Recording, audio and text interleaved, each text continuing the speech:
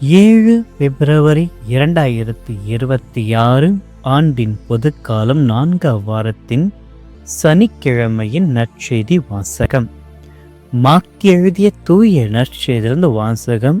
ஆண்டவரை மாட்சி உமக்கு.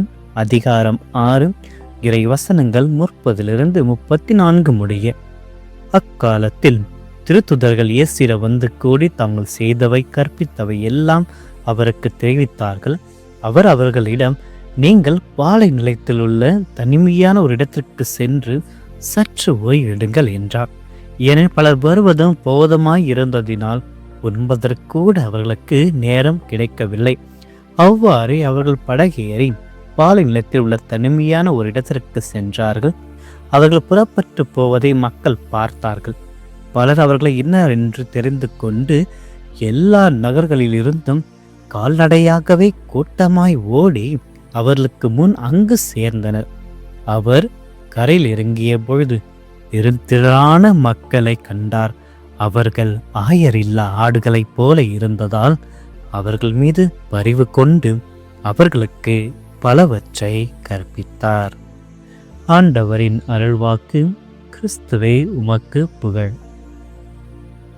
இயேசுவில் பிரியமான சகோதரிகளே, சகோதரர்களே, வாரத்தின் இறுதி நாட்களில் இறைவன் நமக்கு செய்த ஒவ்வொரு நன்மைகளுக்காக, பலவிதமான ஆசீர்வாதத்தை பெற்றமைக்காக நாம் இறைவனுக்கு நன்றி கூறுவோம். இறைவன் ஒவ்வொருவரையும் நிறைவாக ஆசீர்வதிக்கும்படியாகும் இந்த காலை பொழுதில் நம்மையும் நம்முடைய குடும்பங்களையும் நம்முடைய ஒவ்வொரு மன்றாட்டுக்களையும் நாம் இறைவனுக்கு முன்பாக சமர்ப்பித்து இறைவன் ஒவ்வொன்றாக நம்முடைய தேவைகளையும் ஆசீர்வதித்து நமக்கு அருள்வாராக என்ற நம்பிக்கையில் இந்த நாளை தொடங்குவோம். பிரியமானவர்களை, இந்த நற்செய்தி வாசகத்தினுடைய சுருக்கத்தை பார்க்கின்ற பொழுது திருத்துதர்கள் தாங்கள் செய்த பணிகளை முடித்துவிட்டு முதல் முறையாக களைப்போடு இயேசுவோடு திரும்புகிறார்கள். அவர்களுக்கு உண்ணவும் குளிக்கவும் நேரமில்லாத ஒரு நிலையில் அந்த அளவுக்கு அவர்களுடைய பணி சுமையானது இருந்தது. இதை கண்ட இயேசுவினுடைய அழகான பதில், தனிமையான இடத்திற்கு சென்று ஓய்வெடுங்கள் என்று. இயேசு தன்னுடைய சீடர்களை பார்க்கிறார். அவர்களுடைய மனநிலையை புரிந்து கொள்கிறார். அவர்களுடைய உடல்நிலையை புரிந்து கொள்கிறார். இதில் ஓய்வு என்பது ஒரு சோம்பேறித்தனம் அல்ல. நாம் அதிக அளவில் ஓய்வெடுத்திருந்தால் நமக்கு என்னுடைய உடலுக்கும் சோர்வு ஏற்படுகிறது. அல்லது ஓய்வே எடுத்து அதை ஒரு பழக்கமாகவே நாம் மாற்றிக்கொள்கிறோம். ஆனால் இங்கு இந்த நற்செய்தியில் இறைவன் தன்னுடைய சீடர்களை பார்த்து தனிமையான இடத்திற்கு சென்று ஓய்வுகள் கூறுவது ஒரு ஆன்மீக தேவைக்கு. இந்த ஆன்மீக தேவையில் இறைவனுடைய பிரசன்னத்தை அவர்கள் மீண்டும் புதுப்பித்துக் கொள்கின்ற ஒரு வாய்ப்பை அதில் எடுத்துக்கொள்கிறார்கள். நாம் ஓடிக்கொண்டே இருந்தால் நம்முடைய வாழ்க்கையினுடைய நோக்கங்கள் சிதறிவிடுகிறது. வாழ்க்கையில் பல நிலைகள் நாம் ஓடிக்கொண்டுதான் இருக்கிறோம். இந்த உலகில் ரொம்ப பிஸியாக இருக்கிற ஒரு வாழ்க்கையில் ஓடிக்கொண்டுதான் இருக்கிறோம். வாழ்க்கையுடைய நோக்கத்தை மறந்து நாம் ஓடிக்கொண்டுதான் இருக்கிறோம். ஆனால் ஆண்டவர் நம் அனைவரையும் ஒரு பாலை நில அனுபவத்திற்கு, ஒரு அமைதியான சூழ்நிலைக்கு நம்மை கொண்டு செல்கிறார். நம்மை தனிமையாக ஓய்வெடுக்க சொல்கிறார். கொஞ்ச நேரமாவது, ஒரு நாளில் ஒரு 5 நிமிடமாவது அல்லது ஒரு 10 நிமிடமாவது நமக்காக செலவிட, நாம் ஓய்வெடுக்க, நமது மனம் ஓய்வெடுக்க, நமது உடல் ஓய்வெடுக்க, அதன் மூலமாக நாம் வாழ்க்கையினுடைய குறிக்கோளை நம்மால் உணர்ந்து கொள்ள முடியும். அதே வேளையில் இறைவனுடைய அன்பையும் புரிந்து கொள்ள முடியும். இறைவனுடைய குரலையும் நம்மால் கேட்க முடியும். இரண்டாவதாக, சீடர்கள் ஓய்வெடுக்க சென்ற இடத்தில் மக்கள் கூட்டம் அவர்களுக்கு முன்பாகவே வந்து நிற்கிறார்கள். இயேசு அவர்களை கண்டு எரிச்சல் அடையவில்லை, கோபப்படவில்லை, கஷ்டப்படவில்லை. மாறாக அவர்கள் மீது பரிவு கொள்கிறார். ஏற்கனவே சீடர்கள் மீது அன்பு கொண்ட இறைவன் சீடர்களை தனிமையான இடத்திற்கு கொண்டு செல்ல இருந்த அந்த ஒரு வேளையிலும் மக்கள் இவர்கள் இருக்கிறார் என்று உணர்ந்து வந்த அவர்களுடைய அந்த ஆர்வத்தை இறைவன் பார்க்கிறார். அதே ஆர்வத்திலும் அவர்கள் அனைவரும் ஆயரில்லா ஆடுகளைப் போல் இருந்ததைக் கண்டு அவர்கள் மீது அவர் பரிவு கொண்டு பலவற்றை கற்கிறார்.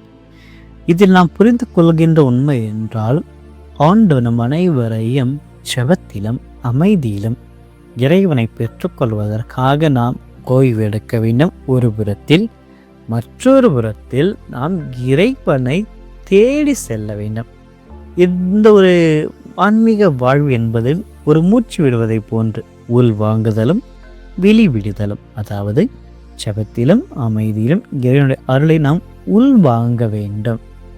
பெற்ற அருளை மற்றவர்களுக்கு பணியின் வழியாக கொடுக்க வேண்டும். சீடர்களும் தங்களுடைய முதல் இறையரசு பணிக்காக சென்று திரும்பி வருவதை நாம் பார்க்கிறோம். அவர்கள் அங்கு சென்று போதித்ததையும், பேய்களை ஓட்டியதையும், நோய்களை குணப்படுத்தியதையும், அதுதான் வெளிவிடுவதல். ஆண்டருடைய அருளை, பெற்ற அருளை பிறரோடு அவர்கள் பகிர்ந்து கொள்கிறார்கள். ஆக இன்றைய நாளில் நம்ம வாழ்க்கையில் பரபரப்பில் ஓடிக்கொண்டிருக்கிறோம். வாழ்க்கையை தேடி ஓடிக்கொண்டிருக்கிறோம். நிம்மதியை தேடி ஓடிக்கொண்டிருக்கின்றோம். ஆனால் இது அனைத்தையுமே ஆண்டவருக்கு இருக்கிறது என்பதை நாம் உணர்ந்து கொள்ள வேண்டும். இறைவன் நம் அனைவரும் தனிமையான இடத்திற்கு கொண்டு செல்கிறார். அந்த தனிமையான இடம் என்னவென்றால் நம்முடைய ஜெபம். நம்முடைய ஜெப வாழ்க்கைக்கு மீண்டுமாக அழைக்கிறார். ஜெபத்தின் மூலமாகத்தான் இறைவனை நாம் கண்டுணர முடியும். ஜெபத்தின் மூலமாகத்தான் இறைவனுடைய குரலை கேட்க முடியும். அதே போன்று தனிமையாக இடத்திற்கு அழைத்த அந்த இறைவன் மற்றொரு நல்ல ஒரு விஷயங்களையும் செய்கிறார். அதுதான் மற்றவர்களுக்கு உதவுவது, மற்றவர்களுக்கு பணி செய்வது. தன்னை நாடி வந்த மக்களை வெறுக்காமல், எரிச்சல் கொள்ளாமல் அவர்களுக்கு பலவிதமான ஆசீர்வாதத்தை வழங்குகிறார், போதிக்கின்றார், பலவற்றை கற்பிக்கின்றார். ஏனெனில் ஆயிரில்லா ஆடுகள் என்பது நாம் எப்பொழுது இறைவனை விட்டு விலகி செல்கிறோமோ, எப்பொழுது நம்முடைய ஜெப வாழ்க்கையை விட்டு விலகி செல்கிறோமோ, அப்பொழுது எல்லாமே நாம் ஆயின் இல்லா ஆடுகளாக மாறுகிறோம். ஆக இன்று இறைவன் தான் நமக்கு ஓய்வளிப்பவரும், இறைவன் தான் நமக்கு பலவற்றை கற்பிப்பவரும், இறைவன் தான் நமக்கு தேவையானவற்றை நமக்கு அளிப்பவருமாக இருக்கிறார். ஆகவே இந்த ஜெபத்தினுடைய அவசியத்தை நாம் புரிந்து கொள்ள வேண்டும். அதே போன்று பிறருக்கு நாம் செய்ய போகின்ற சேவைகளையும் நாம் புரிந்து கொள்ள வேண்டும். அவ்வாறு புரிந்து கொண்டு வாழ்கின்ற பொழுது இறைவனுடன் நம்மால் உறவை புதுப்பிக்க முடியும், மற்றவர்களும் உறவை புதுப்பிக்க முடியுமாக. இறையன்பிலும் பிறரன்பிலும் என்று நாம் சிறந்து வாழ இறைவனை நோக்கி நம்முடைய பயணத்தை மேற்கொள்வோம். இறைவன் நம் ஒவ்வொருவரையும் நிறைவாக ஆசீர்வதிப்பாராக. ஆமென். நன்றாடுவோமாக. அன்பே உருவான எம் இறைவனை, இந்த நாளிற்காக மக்கள் நன்றி செல்கிறோம். வாரத்தினுடைய இறுதி நாள் இருக்கின்ற எங்கள் அனைவருக்கும் இந்த வாரம் முழுவதும் நீர் எங்களுக்கு அளித்த பாதுகாப்பிற்காக, உமது வழிநடத்தலுக்காக உமக்கு நன்றி கூறுகிறோம். இந்த இறுதியில் நாங்கள் எங்களுடைய களைப்பை உம்முடைய பாதத்தில் வைக்கிறோம். எங்களுடைய பணிகளிலிருந்து எங்களுக்கு ஏற்பட்ட அலுப்புகள் அனைத்தையும் உடைய பாதத்தில் வைக்கிறோம். ஆண்டவரை, வரவிருக்கின்ற புதிய வாரத்தில் உம்முடைய புதிய ஆசீர்வாதங்களையும் அருட்கொடைகளையும் எங்கள் மீது பொழிந்தருளும். எங்கள் வாழ்வில் அடைக்கப்பட்ட கதவுகளை திறந்து நாங்கள் செய்ய இருக்கின்ற ஒவ்வொரு பணியிலும் உமது கரங்கள் இருக்க செய்தருளும். சுமை சுமந்து சோர்ந்திருப்பவர்களையும் எல்லோரும் எங்களிடம் வாருங்கள், நான் உங்களுக்கு இளைப்பாற தருவேன் என்று கூறிய ஆண்டவரை, என்று என்னுடைய ஆன்மாவிற்கும் உடலிற்கும் புதிய தெம்பை அளித்தருளும். உமது அருளினால் நீங்கள் அனைவரையும் நிரப்பியருளும். இரக்கமுள்ள இயேசுவே, தனிமையான இடத்திற்கு வந்து சற்று ஓய்வென்று உம்முடைய சீடர்களை அழைத்தீரே, அந்த அழைப்பை எங்களுக்கும் தாரும். அந்த அழைப்பு இன்று நாங்கள் எங்களுக்கு தருவதாக நாங்கள் உணர்ந்து உமக்கு நன்றி கூறுகிறோம். உலகத்தினுடைய பரபரப்பிலும் எங்களுடைய பணிகளுடைய சுமையிலும் பிஸியான வாழ்க்கையிலும் உமது குரலை கேட்கின்ற ஒரு இதயத்தை எங்களுக்கு தாரும்.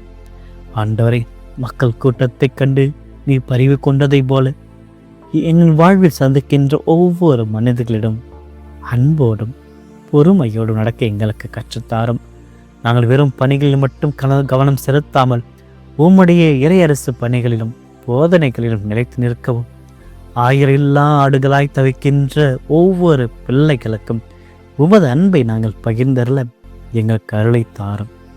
எங்களுக்கு நீங்கள் தருகின்ற ஒரு புனிதமான ஒரு ஓய்வை இன்று நாங்கள் ஏற்று அந்த ஓய்வில் உம்மை உணர்ந்து கொள்ள, உமது அன்பை நாங்கள் உணர்ந்து கொள்ள, எங்கள் அனைவரையும் உமது சேவைக்கு மீன்களை வெளிப்படுத்த எங்களுக்கு உதவியாக வாரும்.